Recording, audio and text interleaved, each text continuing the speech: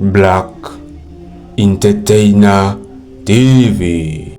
Bombo Clat, nagiye mbona abantu benshi bavuga ku bijanye n'ubugeni bwa B-Face on the floor. Bamwe bavuga ati umujene yakoze ubugeni bw'amateka, umujene yakoze amateka muri industry ya 2-5-7 mwite B-Face on the floor nkuko akunze kubivuga ko ari rap yuda rap commando, ariko ibyo mbona byo bisa nkaho vyahindutse mw'abantu mwe, vyagiye bifata yindi ntumbero kuko no munsi asigaye akora n'iyindi midiho atari rap. Ukabona ko ari umujene mwino misi ahagaze neza ku ndirimbo shasha bakoranye na Ibra Miss Connection, aho ubona ari indirimbo nziza ifise amasanamu meza, melody nziza, amajambo meza yanditse neza, ubona hariya ko ari umujene yari yabiteguye. Rero nyuma yo gutera ivi noneho akagira dote, noneho kuno musi wa 6 uheze niho yakoze marriage iri professional yemewe n'amategeko, nyuma yo kuja mu murenge hari yaho novuga muri commune kwandikwa etat civile. Noneho ku munsi wa 6 yabisoje agira n'ubukwe avuga ati ndamucikanye wallahi. Noneho aho ubona ko no ku modoka yiwe yari yajemwo yari yanditse ko ndamucikanye. Rero akaba ari B-Face on the floor hamwe n'umukobwa agiye gutwara Ada Davina. Ukabona ko bwari ubukwe bumeze neza, abaririmbyi batari bake nka D1, Pro hamwe na benshi bagiye bahaba Mkombozi, Fernando n'abandi benshi ntiriwe ndavuga. Ubona ko bari bamushigikiye, bwari ubukwe bumeze neza, byari byishimo byinshi ku baririmbyi bahageze canke ku bandi bantu bose, aho ubona mariage yasa nkaho ari ikirori ahubwo ntiyari mariage gusa. Tugiye kubana mwa kino kiganiro Ditaside wina nk'ibisanzwe, nayo channel ni Black Entertainer TV. Make sure ko wakoze subscribe, ugakora like, comment hamwe na share kugira ngo tuzokomeze kubana no mu bindi biganiro vya hazaza. Reka rero nongere ndaguhe ikaze we wahisemwo kubana natwe kuri Black Entertainer TV.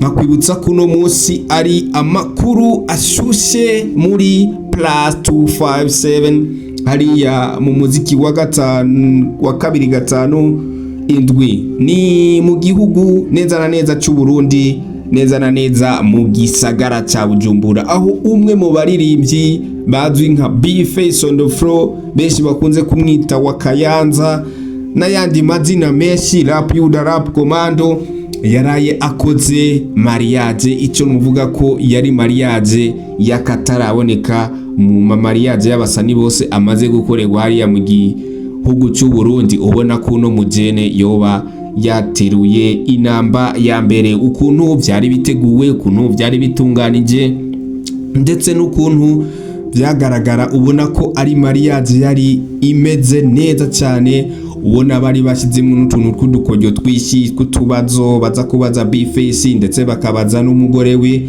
Ukabona ko ari ibintu bimeze neza. Rero ikintu cyagiye gutangaza abantu benshi nuko uwababadije yabagiye ati mbega hagati yawe n'umugore wawe B-Face ninde afuhira uwundi. Noneho byaje gutangara dusanga B-Face on the floor niwe aza nimero ya mbere mu gufuha cyane gusumba umugore wiwe, aho ivyo bintu tutari dusanzwe tubimenyereye, aho we keshi uza gusanga ari umugore afuhasa cyane. Ariko hano hantu mw'abantu mwe twasanze B-Face on the floor ari we muntu afuha cyane, afuhira umugore wiwe. Ndakwibutse ko ari mu gihugu cy'u Rwanda yari umuririmbyi bita Kenisol, aho bariko baramubaza kuri hari TV raho, ntiriwe ndavuga izina kuko ntibampaya yo kwamamaza mw'abantu mwe. Sasa niho bamaza bavuga ati none eske wewe n'umugore wawe bimeze bite, ninde ufu? Aravuga ati reka wo kubesha, umugore wanje afuhira kubi. Abantu ubona ko byari ibintu bimeze neza, byari ibintu bisekeje. Rero aho mvuga ati kuri B-Face nabyo ni ibintu biri different mw'abantu mwe. Kwa B-Face hoho, B-Face on the floor ibintu ubica bifata yindi ntera, aho ubona B-Face on the floor we wavuga ati reka mw'abantu mwe je nije mfuha kiriya cyane, ubona ndagifuhiye no byogenda gute. ubundi ukabona ko uno mujene ari we muntu rero ubona ko yakoze marriage ya danje, aho novuga ko ari mariage ubona ko imeze neza, yatwaye amafaranga atari make, kandi ukabona ko uno munsi mu ba star bi Burundi bariko baragira kakageso novuga ko ari keza, bariko bakura bya bintu novuga abantu usanga bavuga ati abasani bishinga itabi n'urumogi gusa nta kindi, aho ubona nka kera kumva ko umukobwa wawe yakundanye n'umusani byari nk'ivumwe, byari nk'ibintu bitanabaho, naho wasanga babatwara uko nyene atamanza zirinze gukogwa. Ariko uno munsi ukabona ko n'abavyeyi babitahuye ko umuziki arakazi nk'ubundi buzi burimwe amafaranga, nubwo agoye kuboneka ariko asanzwe arimwo.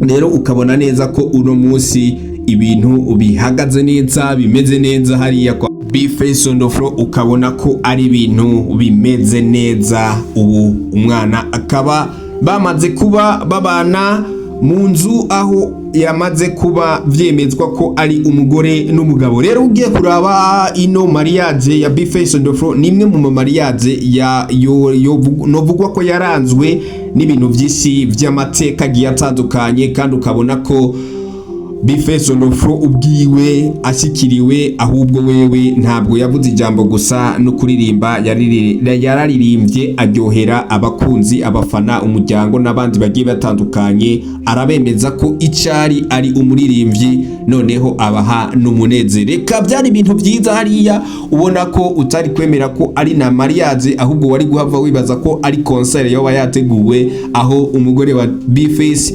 vyanamurenze, ukabona ariko ararira yihanagura amosozi kubw'umunezero mwinshi. Rero novuga ko ari iteka ridasanzwe, n'umunezero mwinshi ku muryango wa B-Face mushasha, novuga ko ari ibintu bigiye kuba bimeze neza, ariko ntitwibaze ko azocaba umunebwe nk'abandi, noneho bakoze amamariage bagaca baba ibinebwe mw'abantu, nk'ibintu byaciye biryoha cyane ngira ngo bibagira n'akazi. Ariko rero ndakwibutse ko B-Face on the floor ari umwe mu bantu bakora ibintu neza, umwe mu bantu bakora ibintu bakabikora ababikunze. Nibaze ko nawe atazoca aba umunebwe nk'abaraho mw'abantu mwe hariya, ntiriwe ndavuga amazina, ariko ubona ko baciye batenguha umengo siho bari. Twaheruka kera bakora amahiti after hit, ariko uno munsi kuva bakoze ubukwe ubona ko ibintu byaciye bisa nkaho biryamye gatoyi. Ntuzi yuko ba madama aribo batuma badakora ibikogwa, ntabwo tubizi, ariko nubwo bakiboneka nabyo ni byiza. Nibaza ko ari kagakonji umuntu wese avuga ko yihaye, ariko mu nyuma bikaza kurangira neza abigarutsemo. Rero je twari kumwe ni Tasi the winner nk'ibisanzwe, channel ni Black Entertainer TV. Make sure ko akoze subscribe, ugakora like, comment hamwe nashya kugira ngo tuzokomeze kubana no mu bindi biganiro by'ahazaza. Ciao ciao.